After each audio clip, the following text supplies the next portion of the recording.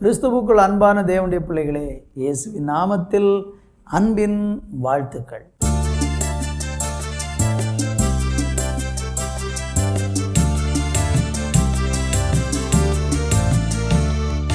நல்ல உள்ளம் தர வேண்டும் நாதா, நன்றியோடு பாடி துதிப்பேன் தேவா. நல்ல உள்ளம் தர வேண்டும் நாதா, நன்றியோடு பாடி துதிப்பேன் தேவா. துதிகளிலே வாசம் செய்யும் மூவா, துதிகளிலே வாசம் செய்யும் மூவா. துதித்தால இதயம் மகிழும் தேவா. நல்ல உள்ளம் தர வேண்டும் நாதா, நன்றியோடு பாடி துதிப்பேன் தேவா. நல்ல உள்ளம் தர வேண்டும் நாதா, நன்றியோடு பாடி துதிப்பேன் தேவா. பரிசுத்த தூதர்கள் பணிந்துமை துதிக்க, பரலோக மகிமையால் நிறைந்துமே ஜொலிக்க. பரிசுத்த தூதர்கள் பணிந்துமை துதிக்க, பரலோக மகிமையால் நிறைந்துமே ஜொலிக்க. கர்த்தரின் வாக்குகள் என்னிலே பலிக்க, சுத்தரின் பங்கிலே மகிமையிலே நிறைத்திட. நல்ல உள்ளம் தர வேண்டும் நாதா, நன்றியோடு பாடி துதிப்பேன் தேவா. நல்ல உள்ளம் தர வேண்டும் நாதா, நன்றியோடு பாடி துதிப்பேன் தேவா. துதிகளிலே வாசம் செய்யும் மோகா, துதிகளிலே வாசம் செய்யும் மோகா. துதித்தால இதயம் மகிழும் தேவா.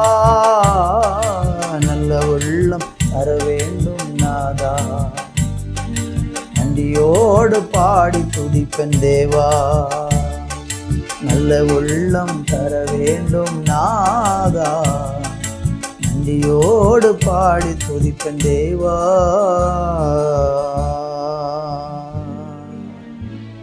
நன்றி அப்பா, உங்கள் நாமத்தை நாங்கள் எல்லாரும் உயர்த்துகிறோம். இந்த வேளையில் உங்களுடைய பிரசன்னம் எங்களை முழுவதுமாக ஆளட்டும். கிருபை தந்து நடத்தும். இயேசுவின் நாமத்தில் பிதாவே, ஆமேன், ஆமேன். அன்பு தேவ பிள்ளைகளே, இந்த நாளிலே வேதத்திலிருந்து சங்கீதம் 12:5 வாசித்து தியானிக்க போகிறோம்.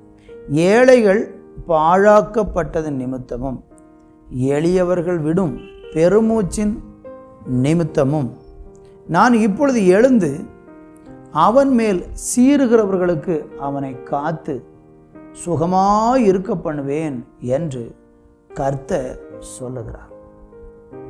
இன்றைக்கு நம்முடைய தேசத்தை, உலகத்தை, தேசங்களை எல்லாம் எடுத்து பார்த்தா ஏழை மக்கள், எளிய மக்கள் பல விதத்தில் ஒடுக்கப்படுகிறதை பார்க்கும்.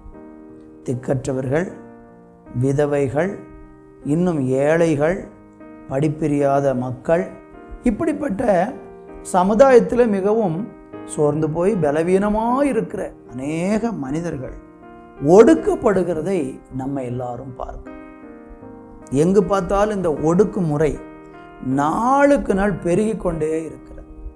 ஜனங்கள் விடக்கூடிய அந்த பெருமூச்சு, அவங்க வடிக்கக்கூடிய கண்ணீர் எங்கு போகிறதே என்று தெரியாத ஒரு நிலையில் எளியவர்கள் ஒடுக்கப்படுகிறார்கள். இன்றைக்கு இந்த செய்தியை கேட்கிற நீங்கள் யாரோ சில மனிதர்கள் மூலமாக மிகவும் ஒடுக்கப்பட்டு வாழ்ந்து கொண்டிருக்கிறீங்கன்னா நீங்கள் கவலைப்படாதீங்க. ஒடுக்கப்படுகிற உங்களுக்கு ஆண்டவர் நிச்சயமாக உதவி செய்வேன்னு வாக்கு பண்ணுறார். நீங்கள் தேவனை சார்ந்து நின்று பாருங்க. ஆண்டவரே, என்னை ஒடுக்குறாங்கப்பா, எனக்கு தீமை செய்கிறாங்கப்பா, எனக்கு வர வேண்டிய நன்மைகளெல்லாம் அபகரித்து ஏமாற்றி எனக்கு வர வேண்டிய நன்மைகளெல்லாம் அவங்க அபகரித்து கொண்டு வாழ்கிறாங்கப்பா, நீங்கள் எனக்கு உதவி செய்யுங்கன்னு சொல்லி நீங்கள் கூப்பிட்டு பாருங்கள்.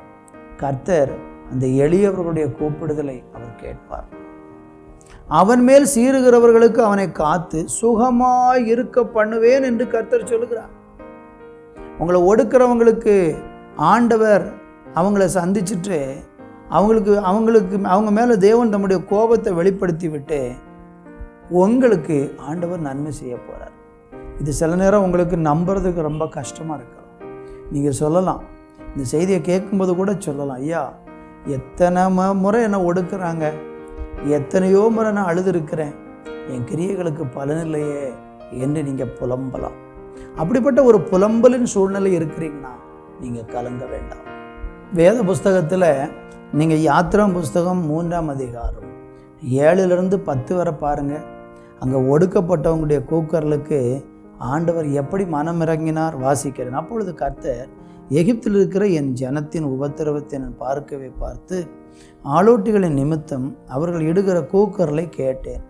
அவர்கள் படுகிற வேதனையும் அறிந்திருக்கிறேன்.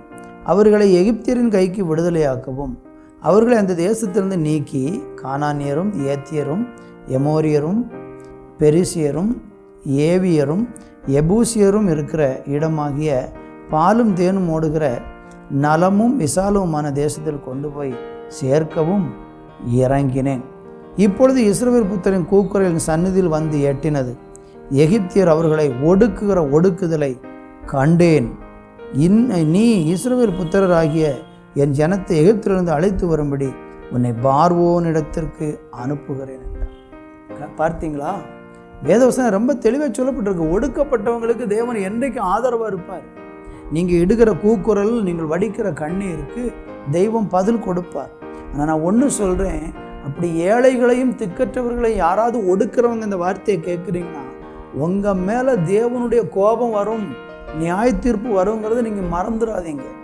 ஏழை எளியவங்களை ஒடுக்காதீங்க, திக்கற்ற பிள்ளைகளுக்கு விரோதமாக செயல்படாதீங்க, விதவைகளுடைய வீட்டில் கொள்ளையடிக்கணும்னு நினைக்காதீங்க. அப்படி செய்தால் தேவ கோபாக்கனைக்கு பார்வோன் எப்படி ஆளானோ அதே மாதிரி நீங்களும் உங்கள் சந்ததிகளும் அப்படிப்பட்ட தேவ கோபத்துக்கு ஆளாகி விடுவீர்கள். எனவே இந்த நாட்களில் ஏழை எளியவர்களுக்கு ஆதரவு கொடுக்கிற நல்ல தேவன் நாளை இறங்கி அற்புதம் செய்ய போகிறார். நல்ல பிதாவே, ஏழை எளிய மக்களாக ஒடுக்கப்பட்ட சூழ்நிலையில் மற்றவர்களாலே புறம்பே தள்ளப்பட்டு அற்பமாய் எண்ணப்பட்டு ஆண்டவரே குப்பையைப் போல வீசி எறியப்படக்கூடிய சூழ்நிலை இருக்கிற என் அன்பு பிள்ளைகள் உங்கள் நாமத்தில் விடுவிக்கப்பட நான் ஜெபிக்கிறேன்.